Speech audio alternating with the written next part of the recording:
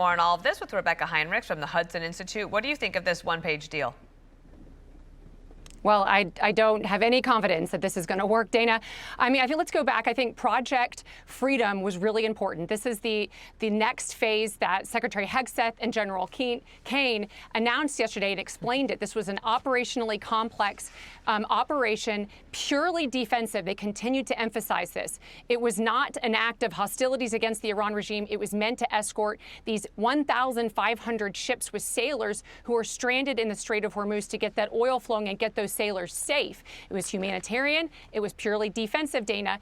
And this was emphasized. We were going to be using Navy destroyers to protect them and point the way. And we were going to be using helicopters in the sky, over 100 aircraft. In fact, we did use Seahawks and Apaches helicopters to blow about 6 Iranian ships out of the water who were shooting at these ships that were trying to traverse innocently through the strait. And so I don't understand why we would pause this, because the Iranians want us to, when we've made it clear this is purely defensive and not an act of hostility. Okay, here's the foreign minister. He's really the public face of a lot of this, at least outside of Iran. He's in Beijing as we speak, actually, in China. We will do our best to protect our legitimate rights and interests in the negotiations. We'll only accept a fair and comprehensive agreement. Based on what has been spelled out, Rebeccah, in the Axios report, you give a 5-year moratorium on nuclear enrichment. And if you're in the regime right now and you're alive and you want to hold on to power, why not take that deal and live to fight or argue or debate another day? Well, I think that there are some who would take that deal. I don't know that that's what President Trump is going to want. He wants no enrichment. But we've significantly degraded the nuclear program and eliminated so many of their nuclear scientists that had the know-how. I'm already confident that the nuclear program has been dramatically set back, probably more than 3 years already.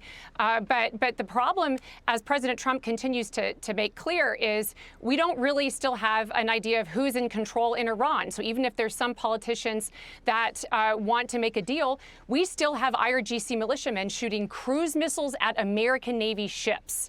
And that is intolerable to the United States. Iran cannot continue to threaten and coerce the strait. And so to me, I think that we might have ended Epic Fury, but we might have Fast and Furious that may resume or may take initiative here to eliminate those targets that still remain in Iran, to finally eliminate the threats to the strait, and then also eliminate those people who are standing in the way of a deal. Rebeccah, President Trump is preparing for his meeting with President Xi. Today, Iran's foreign minister is in China. America's Newsroom will be there next week. This is a big deal. Secretary Rubio spoke about it yesterday from the White House. The Chinese tell him what he needs to be told, and that is that what you are doing in the Straits is causing you to be globally isolated. You're the bad guy in this. You guys should not be blowing up ships. You should not be putting mines. You should not be holding hostage trying to hold hostage the global economy. I hope the Chinese bring, whether it's done privately, but I hope it's done directly, that's the message they deliver to them. What do you anticipate China will try to say to the Iranians? Well, first, of course, Secretary Rubio is completely right that that's what China should do. But the United States believes in this open international system, that nobody can make claim to these international waterways, the Strait of Hormuz.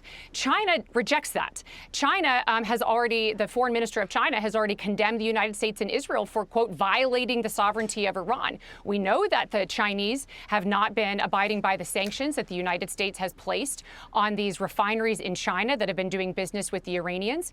And so China has essentially been propping up the Iran regime. So I see no evidence that the Chinese will agree with Secretary Rubio and will put pressure on the Iranians. I think it is interesting that rather than the Iranians working right now diligently on getting a deal with the United States, we've got delegates from Iran visiting China, just like they visited Russia just a couple weeks ago. So I don't think that they're going to heed Secretary Rubio, but of course he's right. Okay, all right. More on this throughout the day, certainly. Rebeccah, thanks for coming on today. Appreciate your analysis. Be sure to like and subscribe for all the Fox News latest on YouTube, and catch full shows streaming now on Fox One.